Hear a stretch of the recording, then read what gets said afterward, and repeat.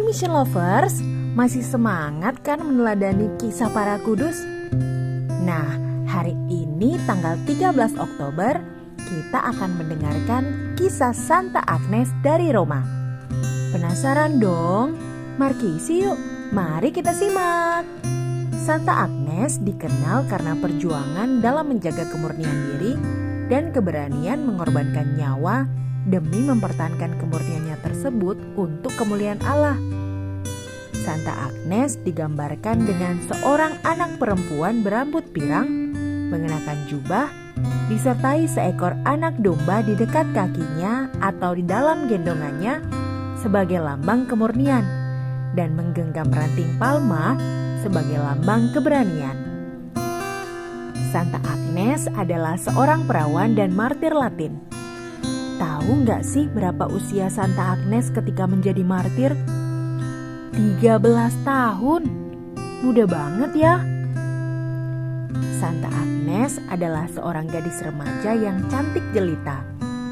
Selain cantik, dia juga berasal dari kalangan bangsawan. Gak heran kalau banyak pria yang jatuh hati padanya. Mereka saling bersaing untuk mendapatkan Agnes. Namun semua ditolak dengan halus oleh Agnes.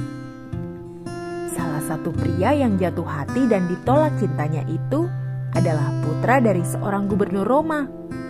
Dia tidak terima atas penolakan Agnes dan melaporkan Agnes pada gubernur dengan tuduhan sebagai seorang pengikut Kristus. Pada mulanya, gubernur bersikap ramah serta lembut kepadanya.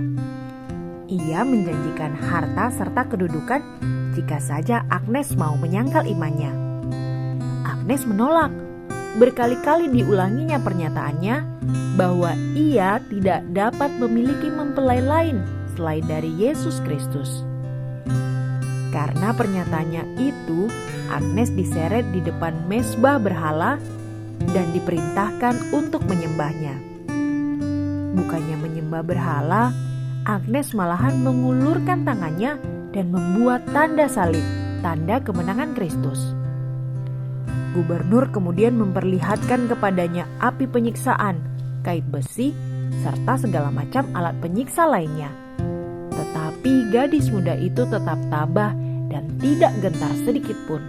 Gubernur amat marah. Ia memerintahkan agar Agnes saat itu juga dikirim ke rumah bordir dengan perintah bahwa semua orang berhak menganiayanya sesuka hati mereka. Orang banyak datang untuk menyaksikan peristiwa itu. Tetapi ketika melihat pancaran sinar wajah Agnes yang kudus dan agung, serta sikapnya yang tenang, penuh kepercayaan kepada Kristus yang melindunginya, orang banyak itu takut dan tidak berani mendekat. Lalu seorang pemuda tampil dan berusaha mengganggu Agnes. Pada saat itu juga, dengan kilat yang dari surga, pemuda itu tiba-tiba menjadi buta dan jatuh ke tanah dengan tubuh gemetar. Karena kejadian tersebut, Agnes dituduh sebagai penyihir. Hal itulah yang membuatnya dihukum di tiang pembakaran. Namun mukjizat terjadi, bahwa nyala api membelah dari bawah tubuhnya sehingga tidak menyentuhnya sama sekali. Bahkan rambutnya tumbuh hingga menutupi seluruh tubuhnya. Setelah Agnes lolos dari mukjizat pembakaran ini, kemudian seorang serdadu memenggal kepalanya dengan pedang, mirip seperti bagaimana seekor anak domba disembelih. Jenazah Agnes kemudian disemayamkan di pemakaman keluarga di Via Nomentana dekat kota Roma. Kemudian di tahun 354, Kaisar Konstantin Agung mendirikan sebuah gereja besar di tempat itu. Tubuh Agnes disemayamkan di bawah altar gereja. Gereja tersebut di abad ke-7 dipugar dan diperindah yang kini menjadi Basilika Santa Agnes.